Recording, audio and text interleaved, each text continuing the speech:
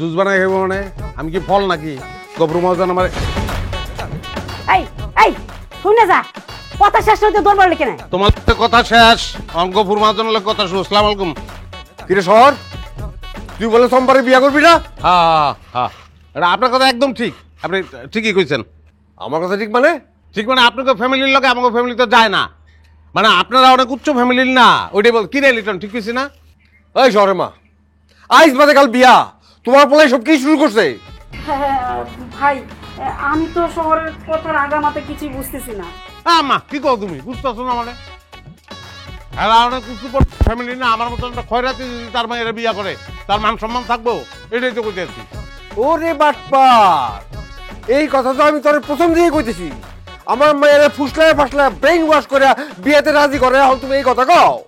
না না, ওটা ঠিক আছে, ওটা এটা এটা তো আমি অস্বীকার করতেছি না, এটা ঠিক আছে কাকা। এখন কি করার আছে? আমি তো কিছু একটা কাজ করার আছে, আপনি আমার মাফ করে দেন।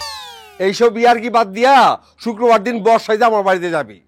যদি শোনা আমার বাড়িতে না যাও ওই দিন, তাহলে শুক্রবারই তোমার জানাজা পরে ছেড়ে দেবো আমি। আরে কি কইতাছে, আপনি বুঝেন না নাকি? আমি তো শোনেন, বুঝে আপনার কথা চিন্তা করে এটা বলতাছি, আপনার ফ্যামিলি। আমার ফ্যামিলি চিন্তা তোর করা লাগবে না। আমার মায়ের হওয়া বিয়া তুই ভেঙে দিছস, গ্রামের মানুষের কাছে আমার অপমান করছস, এখন তুই এই কথা কস? তোর চম্পারি বিয়া করা লাগবে। কাকা দেখেন, আমার শরীরটা খারাপ, আমার এত চাপ দিয়ে না, আমি কিন্তু ফিট হয়ে যাবো কিন্তু। ফিট হ, তুই ফিট হ, তারপর দেখ আমি কি করি। তোর ফিট হওয়া বডি দড়ি দিয়া বাইন্দা আমি পুরা গ্রাম ঘুরামু। আমি শত শত মানুষের দাওয়াত করছি, আর তুই আমার মায়ের জীবন নিয়ে কুতকুত খেলা শুরু করছ। আমি তো এখনো বিয়া করি নাই কাকা, আমি তো বিয়াটা করি নাই। আমি করছি, করি নাই। আমি জিনিসটা কিন্তু খুব সিম্পল, একটু একটু আধুনিকরণ, আল্লাহর রাস্তায় একটু আধুনিকরণ। আমি জাস্ট বিয়াটা ক্যান্সেল করলাম। ক্যান্সেল তো করণই যায় না, আপনি বুঝেন না কেন? বাসের টিকিট, ট্রেনের টিকিট, প্লেনের টিকিট পর্যন্ত ক্যান্সেল হয়, এটা বিয়া ক্যান্সেল হইতে পারো না? কি রে, কথা কষ্ট কেন লিটন? সরে মা, তোমার পোলার মাত্র তো একদম গেছে। তোমার পোলারে কিন্তু আমার হাত থেকে কেউ বাঁচাতে পারবো না। এইটা ঠিক কইছেন কাকা, মাথাটা আমার আসলে যেন কেমন লাগতেছে, মনে হয় যে কোনো সময় পাগল হয়ে যাবো। আপনি চিন্তা করে দেখেন, সেই ক্ষেত্রে একটা হবু পাগলের লগে নিজের মাইয়ার বিয়া দাউনটা ঠিক হইব? আল্লাহ রে, আমার মাত্র খারাপ করে ফেলাইতেছে। তাহলে ভালো হয় দুজন এক লগে পাবনা যাই, চলেন কাকা। চাচা একটু এদিকে আসেন তো, আপনার সাথে একটু কথা। হ্যাঁ লিটন, কথা কন লিটনের লগে। কি চাচা, আমার মনে হয় ওই শহরের মাথায় আসলেই কোনো ঝামেলা হয়েছে। আপনি কিন্তু এই সুযোগটারে কাজে লাগাইতে পারেন, একটা ভালো পোলা দেখা মাইয়াটার বিয়া দিয়ে দিতে পারেন। ঠিক আছে,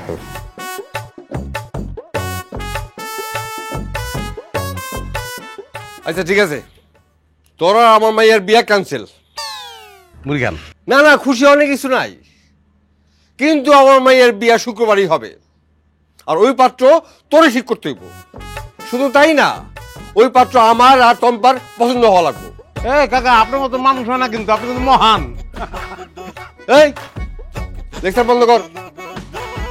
আরেকটা কথা কয়ে দেই, গ্রাম থেকে পালানোর চেষ্টা করবি না, তাহলে কিন্তু তোর খবর আছে।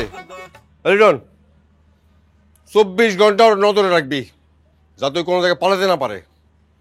চল।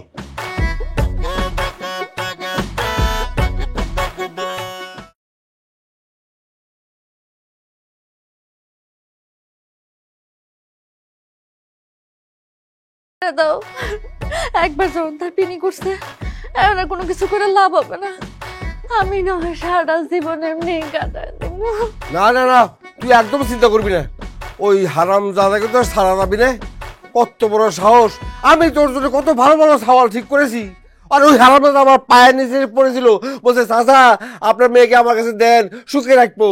এইখানে এইখানে এইখানে পড়েছিল পায়ে, আর সে এখন করছে আমার মেয়েকে বিয়ে করবে না। এই ওর পিনিকির উপর আমার চলতে হবে নাকি? আব্বা তোমার সাহস! বাদ দাও না। না না, বাদ দেওয়া যাবে না, ওকে একটা শিক্ষা দেওয়া লাগবে। চল, কত বড় সাহস!